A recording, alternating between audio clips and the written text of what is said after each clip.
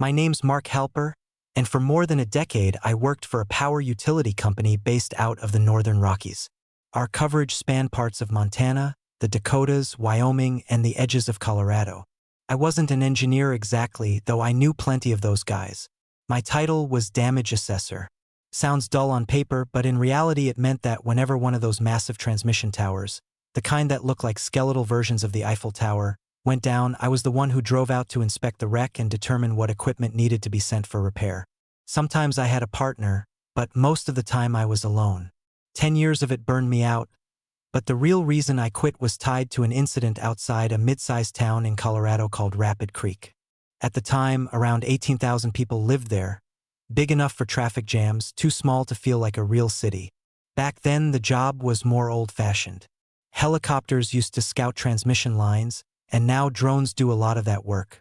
But when I was still in the field, it was all me, my truck, and miles of backcountry roads. If a line went down 20 miles outside civilization, then I went 20 miles out. Sometimes in the middle of the night, sometimes in freezing snow, sometimes in pitch darkness with nothing but my flashlight. By the time of the blackout near Rapid Creek, I had been in the field 8 years. I thought I had seen it all. Blizzards snapping towers like twigs, ice storms tearing cables down for miles, ranchers accidentally plowing into poles. I was wrong. The call. It was April of 2007. I remember because the Rockies still had snow patches on the slopes, but down in the valleys it was a mild 60 degrees during the day and cold at night. I was asleep when the company phone rang a little after 2 in the morning. A dispatcher told me the entire city of Rapid Creek had gone dark. Every home, every street lamp, every store. The outage wasn't small. It was catastrophic. I had about 15 minutes to splash water on my face, throw on my gear, and hit the road. By 4 a.m., I rolled into the outskirts of town.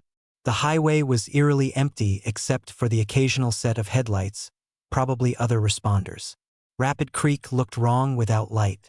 The silhouettes of buildings loomed over the road, their windows black holes. A few places had generators buzzing, gas stations, a diner on the edge of town, but the rest was cloaked in unnatural silence. Even after years on the job, it got under my skin. Cities aren't supposed to be dark. Darkness makes them feel abandoned, post-apocalyptic. And even though I knew people were still inside their homes, the emptiness outside made it seem like the whole population had been swallowed up. The Emergency Command Center. I drove straight to the Public Safety Center where the fire department and police had already set up an emergency hub. The place glowed like a beacon compared to the black streets around it. Inside, officers and firefighters moved briskly, speaking into radios, pointing at maps, coordinating everything from traffic to emergency calls from elderly residents. I was impressed, honestly. They handled it like a blizzard, except the weather was fine. But something about the air in that room was tense, uneasy, like everyone was expecting more than just a downed tower. In 2007, people still carried the weight of 9/11 on their shoulders, so part of me figured they thought it was terrorism. Looking back now, I'm not so sure. Maybe they already suspected something I didn't. The fire chief briefed me on where they thought the problem originated east of town, about 10 miles out, along the primary transmission line feeding the city. I told them I'd drive out immediately after grabbing some coffee and checking my truck. The police chief surprised me by asking if I wanted an armed escort. That should have been my first red flag. I laughed it off, saying it was probably just a downed tree or a blown transformer. Wild animals were the worst I usually faced. I declined. To this day, I regret that choice. They pointed me to a map pinned on a corkboard, tracing out the route I needed to follow. I took note of the towers, their numbers, and the rough terrain. Then I headed out again, back into the pitch-black streets of Rapid Creek. The drive out. The highway soon gave way to dirt service roads carved into wide utility clearings. Transmission towers loomed out of the dark like skeletal giants, their latticework metal frames stretching hundreds of feet into the night sky. With no city glow, the only light came from my truck's beams and the cold glimmer of the moon peeking through clouds. I pulled over at the first tower to check it. Habit, mostly. I stepped out with my flashlight, an expensive Surefire model my wife had given me for Christmas, and swept the beam upward. The light was so strong it turned patches of steel into glowing daylight. That tower looked fine. I climbed back into my truck and kept driving. Every so often I stopped to shine the beam across the treeline. What I noticed was how clean the clearings were. The utility companies usually mow them, but the grass here was trimmed unusually short even miles from town, like someone had manicured the path recently. It was unsettling in its perfection. For 30 minutes I drove east, tower after tower, and none of them showed obvious damage. No fallen trees, no sagging lines, nothing. The night air grew colder, and I started to think maybe this was just some weird substation failure closer to town. But then I saw it. The trees. When my flashlight swept across the treeline, I froze. Several branches had been torn off, splintered in unnatural ways, and the ground sloped down into a wide, ragged hole as though something had gouged the earth itself. And then I saw it. Balanced across the upper branches of 4 cottonwoods was a whole pine tree, roots and all, laid sideways like a child had dropped a toy into the canopy. I stood there in stunned silence. The tree was still fresh, green needles intact, roots dripping dirt. There was no way in hell it got up there naturally. No storm winds were strong enough, and no pranksters could possibly haul an entire tree into the sky without heavy machinery. Even then, why place it across other trees like that? I shook my head, muttering curses into the cold air. The explanation that popped into my head was vandalism, but that didn't make sense either. It would have taken a helicopter, and who wastes a helicopter to pull a stunt in the middle of nowhere? Still, I had a job to do. I pulled out my digital Nikon camera and started snapping pictures, the flash igniting the clearing like lightning each time. The damage stretched further back into the woods. Broken branches, gouged bark, piles of timber. Something violent had happened here, and recently, and then I heard it. A loud, sharp crack somewhere deeper in the trees, followed by the unmistakable crash of wood snapping. My flashlight jerked toward the sound, but the beam only cut through the first few rows of trunks. Beyond that, darkness swallowed everything. My pulse hammered in my throat. Bears? Elk? That was the logical answer. But something about the sound, the heaviness, the deliberate rhythm didn't fit. I slipped my camera back into its bag, hurried to the truck, and locked the doors. I told myself to keep moving east, to finish the job. But a gnawing dread had already begun to settle in my chest. I drove east at a slower pace, trying to shake the unease clawing at my chest. The dirt road felt endless, the towers looming higher the farther I went. I stopped at a second clearing to check for downed trees but found nothing. Just the same short grass trimmed like a golf course, the same perfect emptiness. 15 minutes later, I spotted the first real sign of trouble. The transmission tower ahead looked wrong. Even from the truck I could tell the base was bent. Its steel legs twisted like someone had gripped them and tried to wring the metal apart. I parked, stepped out, and swept my flashlight upward. The sight made me choke on my own breath. 70 feet up, jammed into the lattice framework, was another entire pine tree.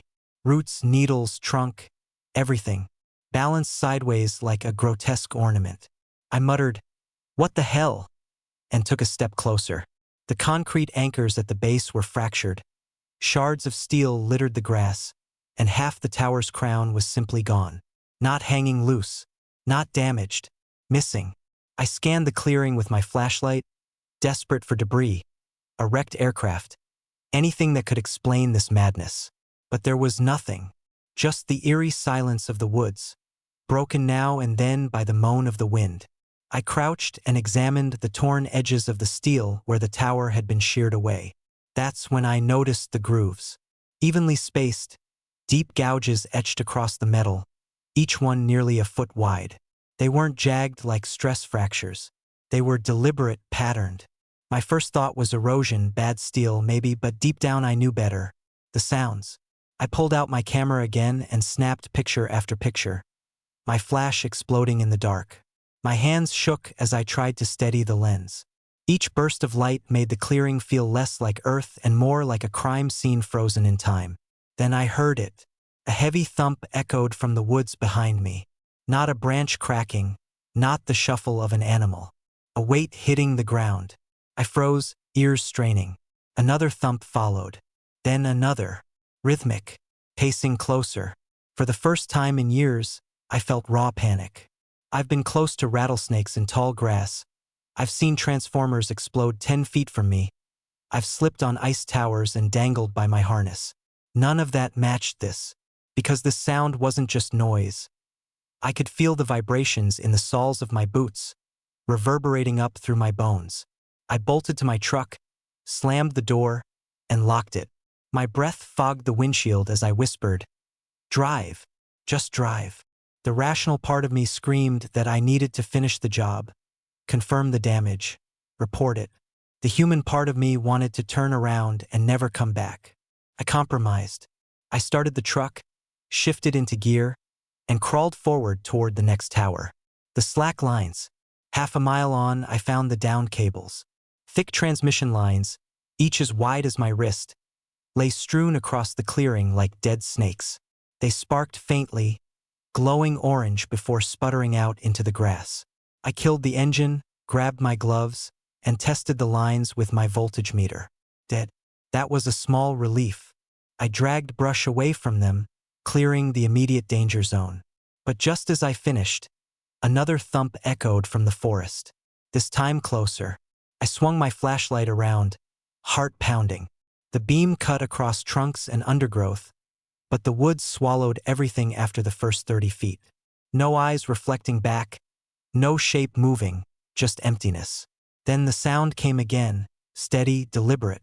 A step, and another. I whispered, "No, no, no, no," and hurried back into the truck. The second tower. I forced myself to keep going, though my hands gripped the wheel so tightly the leather squeaked. When I reached the next tower, my fear turned to dread. The cables here were slack, pulled loose from their fittings, but the tower itself looked intact. I stepped out quickly, circling it with the flashlight. Metal plates solid, anchors steady, no sign of a topple. Satisfied, I turned back toward my truck. That's when I saw it. The moon slid out from behind the clouds, pale and ghostly, casting light over the treetops. And there, rising above the trees, was a silhouette. My stomach dropped. It wasn't a trick of the light. The shape was real, blocking part of the sky. 50 feet tall at least, with shoulders as broad as the towers themselves. I couldn't make out features, only the outline, but I knew with absolute certainty that it was staring back at me. I froze, my flashlight trembling in my hand. Every instinct told me not to point the beam at it. To do so would be to acknowledge it, to make it real in a way I wasn't ready for. We stood, if you could call it standing, locked in silence. Me on the dirt road, it looming beyond the treeline. Neither of us moved. Then it did. A single, massive step forward. Branches snapped, the sound sharp as gunfire. The ground shook beneath me. That was enough. I ran for my truck, fumbling with the door handle, diving inside just as the next step boomed closer. My engine roared to life and I slammed the gearshift into reverse. The chase. My headlights swept across the clearing, illuminating what I thought were 2 gray tree trunks. Then they shifted, moved. They weren't trees. They were legs. I screamed, floored the gas, and tore down the clearing in reverse until I could spin the wheel and right the truck. The whole vehicle rattled as another thump hit behind me. Then another. The thing was chasing me. I kept one hand tight on the wheel, the other flicking frantic glances at the rearview mirror. Nothing but darkness. But the sound was everywhere. The first damaged tower blurred past, its mangled frame looming like a skeleton. As I passed it, a shriek of bending metal ripped through the night. I didn't dare look back. I didn't need to. I knew what it was doing. The monster was tearing the tower apart. I floored it, the truck bouncing over uneven ground, shocks groaning under the abuse. My headlights carved twin tunnels of pale light through the clearing, but beyond them was only blackness. And yet I felt it. Each time the thing moved, the ground trembled. My steering wheel quivered under my grip. My chest rattled with every impact like I was inside a drum. Half a mile down the line, something whistled through the night. I barely registered it before a piece of twisted steel crashed into the dirt 10 yards ahead of me, exploding in sparks and soil. I jerked the wheel hard, swerving to avoid it. My mind screamed, "It's throwing pieces of the tower at you. The path of ruin." I sped past the second tower.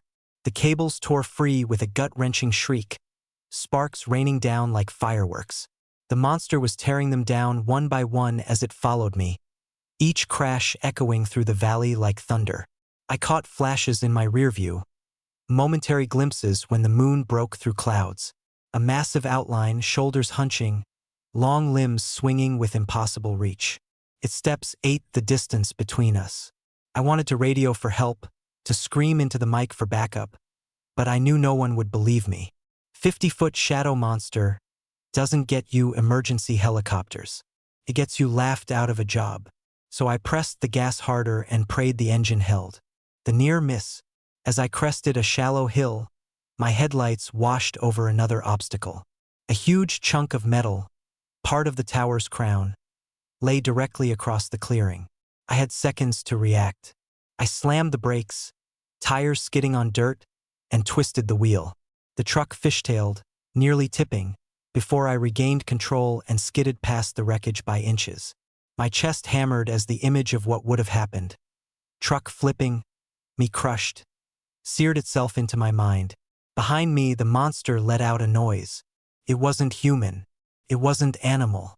A low, grinding moan, like steel beams dragged across each other, layered with something deeper, something alive. That sound will haunt me until the day I die. The glimpse. For a brief, terrible moment, the clouds split. The moon bathed the clearing in pale light, and I saw it. Not just a shadow, not just a silhouette. The creature was flesh and stone fused, a grotesque parody of human form. The skin, or what I think was skin, looked like dark slate patterned with grooves like tree bark. Its arms hung too long, its legs bent at angles no bones should allow. And its head, God help me, its head was a cavern of teeth. Not a mouth. A cavern. The grooves I'd seen in the torn steel, they weren't erosion. They weren't tool marks. They were bite marks. And those same grooves scored across the pine tree wedged in the tower. My stomach lurched. Every instinct screamed predator. The escape. I tore my eyes back to the road. Rapid Creek wasn't far.